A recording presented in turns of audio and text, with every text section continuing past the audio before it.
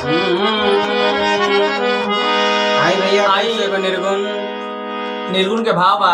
का भाव बा? मदन चाचा के गावल गेल गीत ह। वाह, बहुत बढ़िया। हम सबनी कलाकार सादर के प्रणाम बा।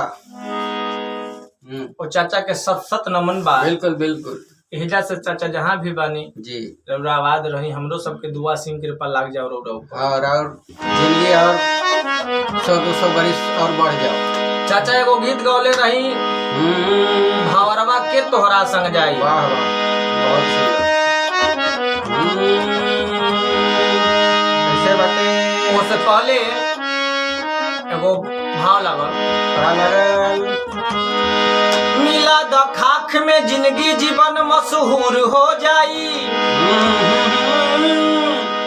मिला द खाख में जिंदगी जीवन मशहूर हो जाई। अरे दाना खाख में मिलके गुल गुलजार हो जाई। क्या बात है? जीवन के सर पा जइबा, जीवन ज्योति बन जाई।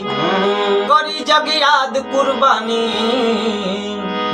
जमाना लोर ढरकाई।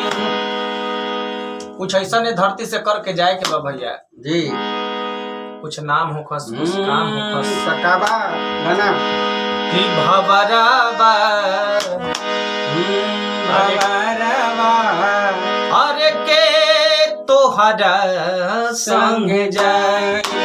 भवरवा के तोहरा संग जाए। के तोहरा संग जाई। भवरवा के तोहरा संग जाई। भवरवा के तोहरा संग जाई। के तोहरा संग जाई। भवरवा के तोहरा संग जाई। भवरवा के तोहरा संग जाई।